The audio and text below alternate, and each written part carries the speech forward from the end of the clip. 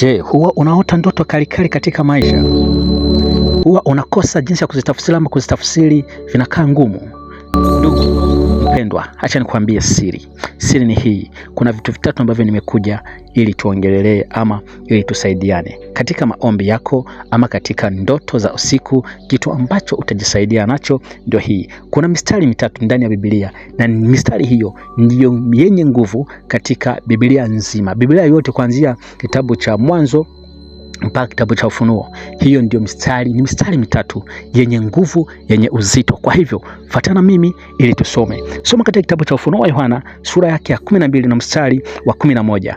Ndugu, kama haujapata majibu, kama haujapata ndoto zinaendelea kukusumbua na haujaona haujapata kufafanuliwa ndoto hizo, soma kitabu hicho, utapata majibu. Neno la Mungu hilo linasema hivi: nao wakamshinda kwa damu ya mwana kondoo na kwa neno la ushuhuda wao. Haleluya! Nao wakamshinda, na wewe ukamshinda, nao ukamshinda kwa damu ya mwana kondoo na kwa damu na kwa neno la ushuhuda wao. Hapo kiingia ndani ya maombi, utaomba: Bwana, kwa jina la Yesu Kristo, naomba kushinda ndoto hizi, naomba kushinda. Damu yako inishindie, nguvu zako zinishindie, teremsha wa malaika wanipiganie ili kuepukana na ndoto hizi, ili kuepukana na mambo hizi. Inaweza kuwa ni ndoa ambayo inakusumbua, inaweza kuwa ni maneno ya watu fulani ambayo inakusumbua, lakini ukakosa jinsi ya kuomba.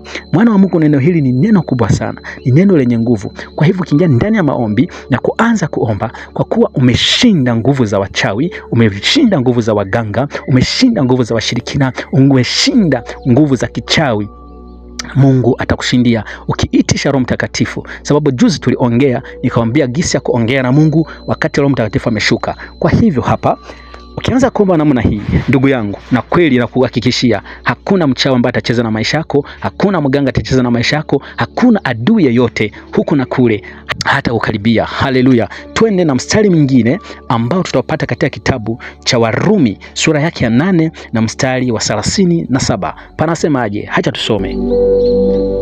Panasema hivi: lakini katika mambo yote tulishinda na zaidi ya kushinda kwa yeye aliyetupenda. Haleluya! Lakini katika mambo yote tulishinda na zaidi ya kushinda kwa yeye aliyetupenda. Haleluya! Kwa hivyo maombi ya pili ni kushukuru Mungu. Bwana, nakushukuru kwa kuwa nimeshinda. Tumeshinda nguvu za wachawi, tumeshinda nguvu za washirikina, tumeshinda nguvu za waganga. Kwa jina la Yesu Kristo, mambo ya huku na kule Bwana yameshindwa katika maisha yangu, yameshindwa katika ndoa yangu. Kwa jina la Yesu Kristo, nguvu za mauti, nguvu za waganga hazina uwezo kwa maisha yangu, kwa watoto wangu, kwa familia yangu, kwa jina la Yesu Kristo. Hata vitu ambavyo ninaviota Bwana havina nguvu, na kushukuru kwa kuwa vimeshindwa kwa yeye aliyetupenda. Bwana, tunakushukuru kwa kuwa umetupea nguvu ambazo zinasababisha sisi tushinde kwa jina la Yesu Kristo. Ukiombea ndani ya neno hili, ukiomba katika neno hili, ninajua kweli Mungu atakushindia, Mungu atakuwezesha, Mungu yupo kwa ajili yako. Haleluya! Mungu yupo kwa ajili yako. Mwana wa Mungu, usiogope. Kwa hivyo tuende kwa ya tatu na yenye nguvu katika Biblia. Nilikwambia kama kuna maneno matatu yenye nguvu tena yenye uwezo katika Biblia nzima. Haleluya! Tusome katika kitabu cha Wakorintho wa pili sura yake ya 10 na mstari wa 4. Tusikie jinsi patatuambia. Tuteremke na maandiko. Tunasoma kwa jina la Yesu Kristo. Panasema, maana vita zetu si za mwili bali zina uwezo katika Mungu hata kuangusha ngome zote, ama ngome za ule mwovu. Haleluya! Mwana wa Mungu, ukisha soma neno hili unaliombea ndani, maana vita vyetu si vya mwili bali ni vya Mungu, vyo katika Mungu, yani ni vya Mungu hata kuziangusha ngome. Ni ngome gani inakusumbua? Ni ngome ya magonjwa? Ni ngome ya umaskini? Ni ngome gani ambayo inakusumbua, mwana wa Mungu? Kwa hivyo maombi ndio haya. Ndio maana nimekuambia mistari hii tatu katika Biblia ndio mistari yenye nguvu.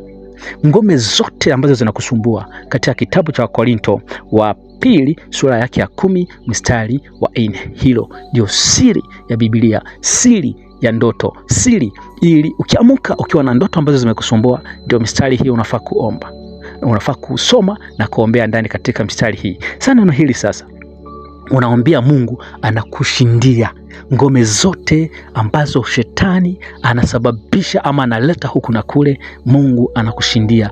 Mungu anakupea uwezo wa kushinda ngome za magonjwa, ngome za mauti, ngome za vifo, ngome hizo, ngome ambazo unaelewa, ama ile vitu ambavyo vinakusumbua. Mimi sijui unasumbuliwa na nini. Inaweza kuwa katika ndoto zako zinaleta mambo tofauti. Huenda unaota ukikimbia, huenda unaota ukilishwa chakula katika ndoto, ama unaota ukirudi shule. Katika maisha ni changamoto za maisha. Kwa hivyo ukiota vitu kama hivi, ndio maombi unafaa kuomba, na inajua kwamba Mungu atakusaidia na Mungu atakubariki. Shalom, shalom mwana wa Mungu. Mungu akubariki na Mungu akutendee mema. Shalom.